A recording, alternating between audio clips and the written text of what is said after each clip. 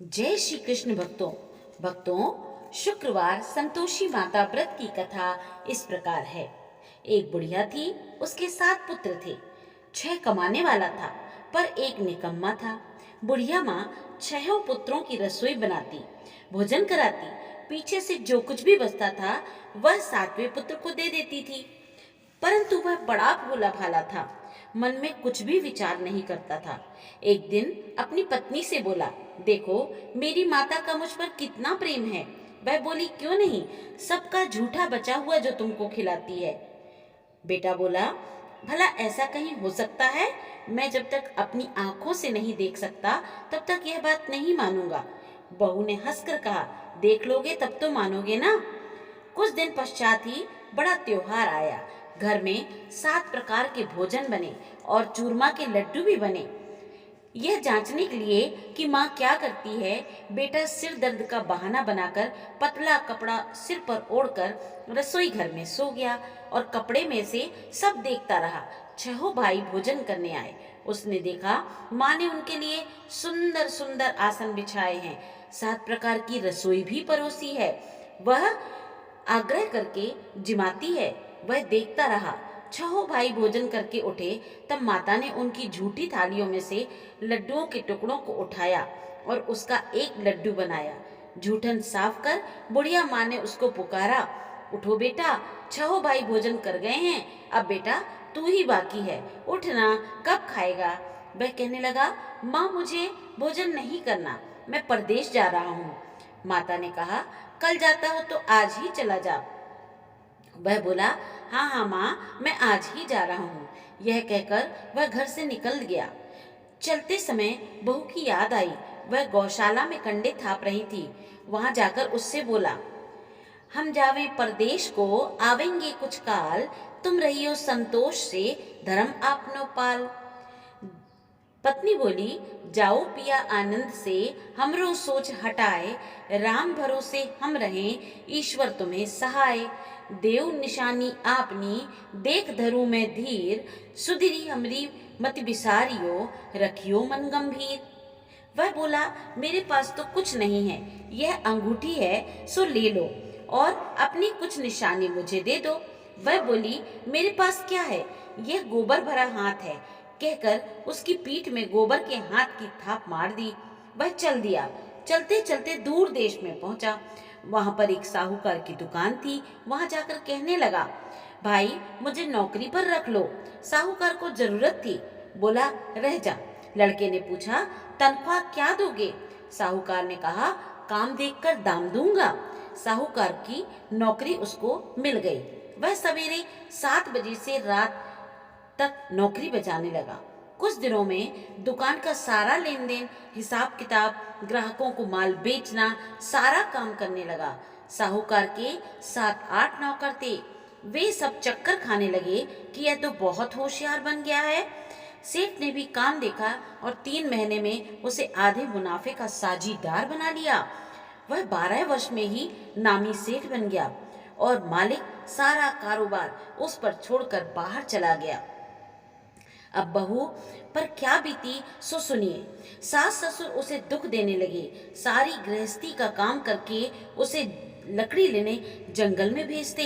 इसी बीच घर की रोटियों के आटे से जो भूसी निकलती, उसकी रोटी बनाकर रख दी जाती और फूटे नारियल की नरेली में पानी। इस तरह दिन बीतते रहे। एक दिन वह लकड़ी लेने जा रही थी कि रास्ते में बहुत सी स्त्रियां संतोषी माता का व्रत करती दिखाई दी। वह वहां खड़ी होकर कथा सुनने लगी। यह तुम किस देवता का व्रत करती हो और इसके करने से क्या फल होता है? इस व्रत करने की क्या विधि है? यदि तुम अपने इस व्रत का विधान मुझे समझाकर कहोगी तो मैं आपका बड़ा एहसान मानूंगी। तब उनमें से एक स्त्री बोली, सुनो, यह संतोषी माता का व्रत का है। इसके करने से निर्धनता, दरिद्रता आदि का नाश हो जाता है, लक्ष्मी आती है, मन की चिंताएं दूर हो जाती हैं, घर में सुख होने से मन को प्रसन्नता और शांति मिलती है, निपुत्री को पुत्र मिलता है, पति बाहर गया हो तो जल्दी वापस आ जाता है, कुंवारी कन्या को मनपसंद वर मिल जाता है। राजद्वार में बहुत दिनों से मुकदमा चलता हो तो खत्म हो जाता है। सब तरह की सुख शांति हो, घर में धन जमा हो, पैसा जायदाद का भला हो, रोग दूर हो जावे और जो कुछ भी मन में कामना हो सो वे सब इस संतोषी माता की कृपा से पूरी हो जावे, इसमें कोई भी संदेह नहीं। वह पूछने लगी, यह व्रत कैसे किया जावे, यह भी बतलाइए तो बड़ी कृपा होगी। स्त्री कहने लगी, 1.25 आने का गुड़ चना लेना, इच्छा हो तो 5.25 आने का लेना, या 1.25 रुपया का भी सहूलियत अनुसार लेना। बिना परेशानी श्रद्धा और प्रेम से जितना बन सके सवाया लेना। 1.25 पैसे से 5 आना तथा इससे भी ज्यादा शक्ति और भक्ति के अनुसार लें। हर शुक्रवार को निराहार रहकर कथा सुनना चाहिए। इसके बीच क्रम टूटे नहीं, लगातार नियम का पालन करना। सुनने वाला कोई न मिले तो घी का दीपक जलाकर उसके आगे जल के पात्र को रखकर कथा कहना, परंतु नियम न टूटे। जब तक कार्य सिद्ध न हो नियम का पालन करना और कार्य सिद्धि हो जाने पर व्रत का उद्यापन करना। 3 मास में माता फल अवश्य पूरा करती हैं। यदि किसी के खोटे ग्रह हों तो भी माता वर्ष में अवश्य कार्य को सिद्ध करती हैं और कार्य सिद्ध होने पर भी उद्यापन करना चाहिए, बीच में नहीं। उद्यापन में 2.5 सेर आटे का खाजा और इसी परिणाम से खीर तथा चने का साग बनाना चाहिए। 8 लड़कों को भोजन कराना चाहिए। जहाँ तक मिले देवर जेठ भाई बंधु कुटुंब के लड़के लेना, ना मिले तो रिश्तेदारों के और पड़ोसियों के लड़के बुलाना, उन्हें भोजन कराना, यथाशक्ति दक्षिणा दे माता का नियम पूरा करना। उस दिन घर में खटाई कोई भी ना खावे। यह सुन बुढ़िया के लड़के की बहुत चल दी। रास्ते में लकड़ी के बोझ को बेच दिया और उन पैसों से गुड़ चना ले माता की व्रत की तैयारी कर आगे चली और सामने मंदिर देख पूछने लगी, यह मंदिर किसका है? सब कहने लगी, यह माता संतोषी का मंदिर है। यह सुनकर माता के मंदिर में जा माता के चरणों में लौटने लगी, दीन होकर के विनती करने लगी, माँ मैं निपट मूर्ख हूँ, व्रत के कुछ नियम नहीं जानती, मैं बहुत दुखी हूँ। हे माता, हे जगत जननी, मेरा दुख दूर कर, मैं तेरी शरण में हूँ। माता को दया आ गई। एक शुक्रवार बीता कि दूसरे शुक्रवार को ही उसके पति का पत्र आया और तीसरे को उसका भेजा हुआ पैसा भी आ पहुंचा। यह देख जिठानी मुंह से कोड़ने लगी, इतने दिनों में इतना पैसा आया, इसमें क्या बढ़ाई है भला? लड़के ताना देने लगे, काकी के पास अब पत्र आने लगे, रुपया आने लगे, अब तो काकी की खातिर बढ़ेगी, अब तो काकी बुलाने से भी नहीं बोलेगी। बेचारी सरलता से कहती, भैया पत्र आवे रुपया आवे तो हम सबके लिए अच्छा है। ऐसा कहकर आंखों में आंसू भरकर संतोषी माता के मंदिर में आ मातेश्वरी के चरणों में गिरकर रोने लगी। माँ, मैंने तुमसे पैसा नहीं मांगा, मुझे पैसे से क्या काम, मुझे तो अपना सुहाग चाहिए, मैं तो अपने स्वामी के दर्शन और सेवा मांगती हूँ। तब माता ने प्रसन्न होकर कहा, जा बेटी, तेरा स्वामी अवश्य आएगा। यह सुन खुशी से बावली हो घर में जा काम करने लगी। अब संतोषी माता विचार करने लगी, इस भोली पुत्री से मैंने कह तो दिया कि तेरा पति आएगा, पर आवेगा कहाँ से? वह तो स्वप्न में भी इसे याद नहीं करता, उसे याद दिलाने तो मुझे ही जाना पड़ेगा। इस तरह माता बुढ़िया के बेटे के पास जा स्वप्न में प्रकट होकर के कहने लगी, साहूकार के बेटे, सोता है या जागता है? वह बोला, माता सोता भी नहीं हूँ और जागता भी नहीं हूँ, बीच में हूँ, कहो क्या आज्ञा है? माँ कहने लगी, तेरा घर बार कुछ है या नहीं? वह बोला, मेरा सब कुछ है माता, माँ बाप भाई बहन पत्नी, क्या कमी है मुझे? माँ बोली, भोले पुत्र, तेरी स्त्री घोर कष्ट उठा रही है, माँ बाप उसे दुख दे रहे हैं, वह तेरे लिए तरस रही है, तू उसकी सुधि ले। वह बोला, हाँ माता, यह तो मुझे मालूम है, परंतु जाऊं तो जाऊं कैसे? परदेश की बात है, लेन देन का कोई हिसाब नहीं, कोई जाने का रास्ता नजर ही नहीं आता, कैसे चला जाऊं? माँ कहने लगी, मेरी बात मान, सवेरे नहा धोकर माता का नाम ले, घी का दीपक जला, दंडवत कर दुकान पर आ बैठना, देखते देखते तेरा लेन देन सब चुक जाएगा, जमा माल बिक जाएगा, सांझ होते होते धन का ढेर लग जाएगा। जब सवेरे बहुत जल्दी उठ उसने लोगों से अपने सपने की बात कही तो सब उसकी बात को अनसुनी कर खिल्ली उड़ाने लगे। कहीं सपने भी सच्चे होते हैं? एक बूढ़ा बोला, देख भाई, मेरी बात मान। इस तरह सच झूठ कहने के बदले देवता ने जैसा कहा है स्वप्न में वैसा कर, इसमें तेरा क्या जाता है भला। अब बूढ़े की बात मानकर वह नहा धोकर संतोषी माता को दंडवत कर घी का दीपक जलाकर दुकान पर जा बैठा। थोड़ी देर में वह क्या देखता है कि देने वाले रुपया लाए, लेने वाले हिसाब लेने लगे। कोठे में भरे सामानों के खरीदार नकद दाम में सौदा करने लगे। शाम तक धन का ढेर लग गया। माता का यह चमत्कार देख खुश हो मन में माता का नाम ले घर ले जाने के वास्ते गहना कपड़े खरीदने लगा और वहां के काम से निपट कर तुरंत घर को रवाना हुआ। वहां बहू बेचारी जंगल में लकड़ी लेने जाती है। लौटते वक्त माता जी के मंदिर पर विश्राम करती है। वह तो उसका रोज रुकने का स्थान ठहरा। दूर धूल उड़ती हुई देख वह माता से पूछती है, हे माता, यह धूल कैसी उड़ रही है? माँ कहती हैं, हे पुत्री, तेरा पति आ रहा है। अब तू ऐसा कर, लकड़ियों के 3 बोझ बना ला। एक नदी किनारे रख, दूसरा मेरे मंदिर पर और तीसरा अपने सर पर रख। तेरे पति को लकड़ी का गट्ठा देखकर मोह पैदा होगा। वह यहाँ रुकेगा, नाश्ता पानी बना खाकर माँ से मिलने जाएगा।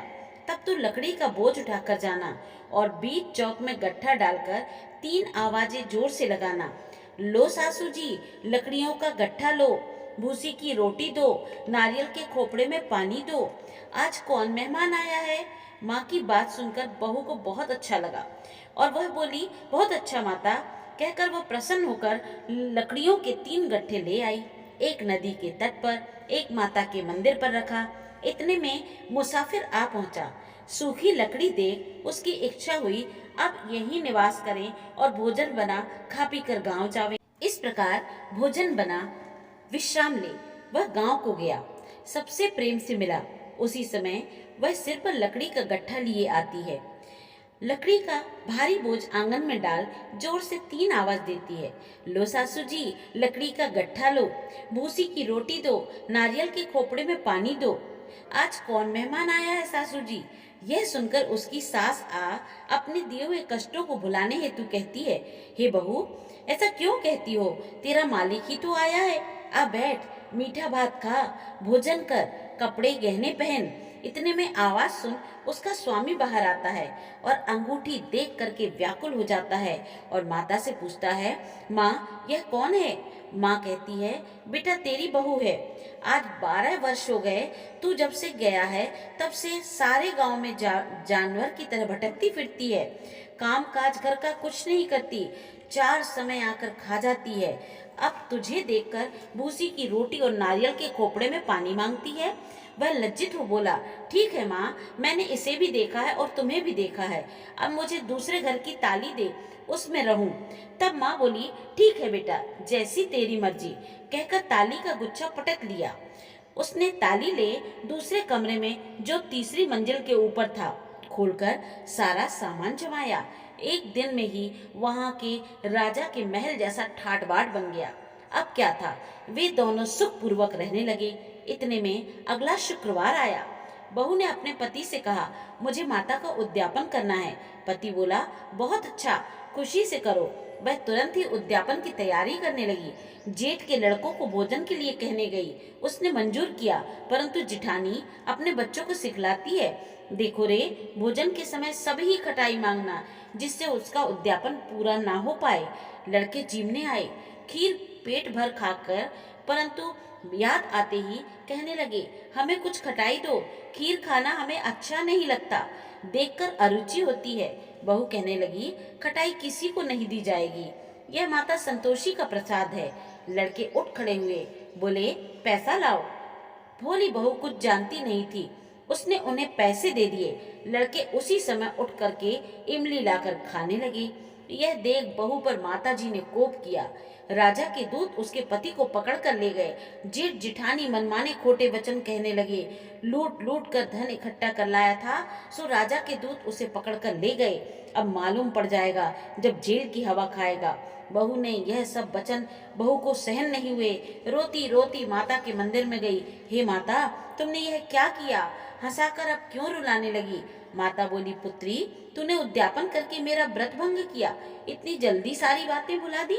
वह कहने लगी, माता, भूली तो नहीं हूँ, ना कुछ अपराध किया है, मुझे तो लड़कों ने भूल में डाल दिया, मैंने भूल से उन्हें पैसे दे दिए, मुझे क्षमा कर दो माँ। माँ बोली, ऐसी भी कहीं भूल होती है? वह बोली, माँ मुझे माफ कर दो, मैं फिर तुम्हारा उद्यापन करूंगी। माँ बोली, अब भूल मत करना। वह बोली, अब भूल ना होगी माँ, अब बताओ वह कैसे आवेंगे? माँ बोली, जा पुत्री, तेरा मालिक तुझे रास्ते में आता मिलेगा। वह घर को चली, राह में पति आता मिला। उसने पूछा, तुम कहाँ गए थे? तब वह हंसकर कहने लगा, इतना धन जो कमाया है उसका टैक्स राजा के यहाँ भरने गया था। वह प्रसन्न हो बोली, भला हो, अब घर चलो। कुछ दिन बाद फिर शुक्रवार आ गया। वह पति से बोली, माता का उद्यापन करना है। पति ने कहा, करो। वह फिर जेठ के लड़कों को भोजन के लिए बुलाने गई। जेठानी ने एक दो बात सुनाई और लड़कों को सिखा दिया कि तुम पहले ही खटाई मांगना। लड़के कहने लगे, हमें खीर खाना नहीं भाता, जी बिगड़ता है, कुछ खटाई खाने को दो। वह बोली, खटाई खाने को नहीं मिलेगी, आना हो तो आओ। वह ब्राह्मण के लड़के लाकर भोजन कराने लगी। यथाशक्ति दक्षिणा की जगह एक एक फल उन्हें दिया। इससे संतोषी माता प्रसन्न हुई। माता की कृपा होते ही 9वें मास उसको चंद्रमा के समान सुंदर पुत्र भी प्राप्त हुआ। पुत्र को लेकर प्रतिदिन माता जी के मंदिर जाने लगी। माँ ने सोचा कि वह तो रोज ही आती है, आज क्यों न मैं ही इसके घर चलूं, इसका आसरा देखें तो सही। यह विचार कर माता ने भयानक रूप धारण किया। गुड़ और चने से सना मुंह, ऊपर से सूंड के समान होंठ, उस पर मक्खियां भिनभिना रही थी। दहलीज पर पांव रखते ही उसकी साथ चिल्लाई, देखो रे, कोई चुड़ैल डाकिन आ रही है, लड़कों भगाओ, नहीं तो किसी को खा जाएगी। लड़के बच्चे डरने लगे और चिल्लाकर दरवाजे खिड़की बंद करने लगे। बहू रोशनदान में से देख रही थी, प्रसन्नता से पगली होकर चिल्लाने लगी, आज मेरी माता मेरे घर आई हैं। यह कहकर बच्चे को दूध पीने से हटाती है। इतने में सास का क्रोध फूट पड़ता है। बोलती है, एरी, इसे देखकर कैसी उतावली हुई जा रही है, जो बच्चे को पटक दिया। इतने में माँ के प्रताप से जहाँ देखो वहाँ लड़के ही लड़के नजर आने लगे। बहू बोली, माँ जी, मैं जिनका व्रत करती हूँ यह वही संतोषी माता है। इतना कहकर झट से सारे घर के किवाड़ खोल देती है। सबने माता जी के चरण पकड़ लिए और विनती कर कहने लगे, हे माता, हम सब मूर्ख हैं, अज्ञानी हैं, पापी हैं, तुम्हारे व्रत की विधि हम नहीं जानते। तुम्हारा व्रत भंग करके हमने बहुत बड़ा अपराध किया है। हे माता, आप हमारा अपराध क्षमा करो। इस प्रकार माता प्रसन्न हुई। माता ने बहू को जैसा फल दिया वैसा माता सबको दे। जो पढ़े उन सबके मनोरथ पूर्ण हो। बोलो संतोषी माता की जय। योग सिद्धि विदेह जनक को गुरु अष्टाचक्र ने आधे श्लोक में ही सब शास्त्रों का सार बता दिया था। ग्रंथ में कहा गया है, ये सबका सार है। ब्रह्म सत्य जग झूठ है, जीव ही ब्रह्म निसार। जीव से ही जीवत जगत, माया खेलत खेल। ब्रह्म रूप पहचान लो, कटे जगत के जेल। तो इस प्रकार से संतोषी माता ने जैसे उस बहू की ऊपर कृपा की, वैसी हम सभी पर कृपा करें। बोलिए जय संतोषी माँ, जय श्री कृष्ण भक्तों, जय श्री कृष्ण भक्तों।